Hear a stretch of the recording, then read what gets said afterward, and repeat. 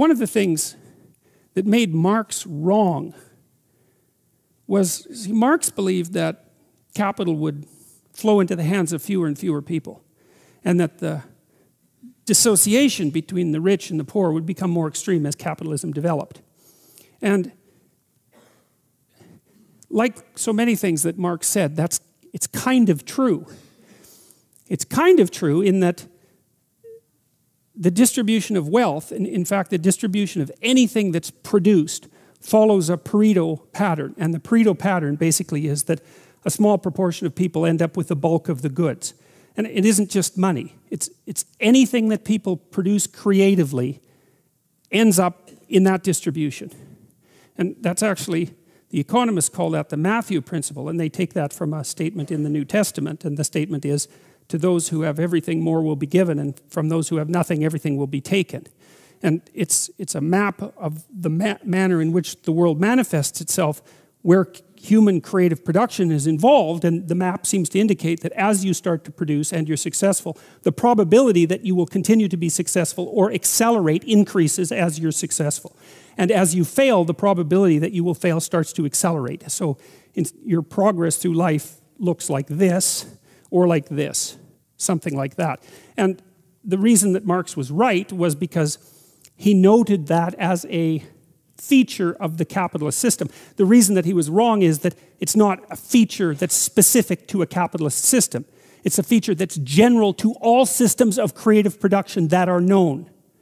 And so it's like a natural law, and it's enough of a natural law, by the way, that the distribution of wealth can be modeled by physical models using the same equations that govern the distribution of gas molecules in a vacuum.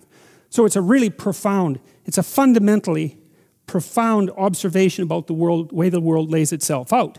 And it's problematic because if resources accrue unfairly to a small minority of people, and there's a natural law-like element to that that has to be dealt with from a social perspective, because if the inequality becomes too extreme, then the whole system will destabilize.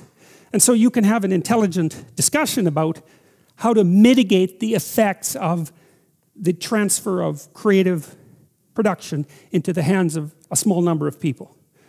Now, the other reason, however, having said that, the other reason that Marx was wrong, there's a number of them. One is that even though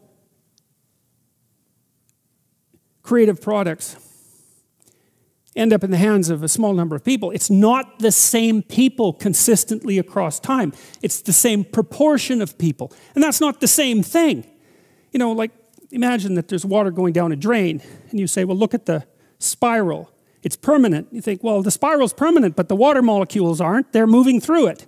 And it's the same in some sense with the Pareto distribution, is that there's a 1%, and there's always a 1%, but it's not the same people. The stability of it differs from culture to culture, but there's a lot of movement in the upper 1%, a tremendous amount of movement. And one of the reasons for that movement is that things get large, and then they get too large, and then they collapse. And so, in 2008, when the politicians said, too big to fail, they got something truly backwards, as far as I can tell, and that was, it was a reverse, the statement was reversed. It should have been, so big it had to fail.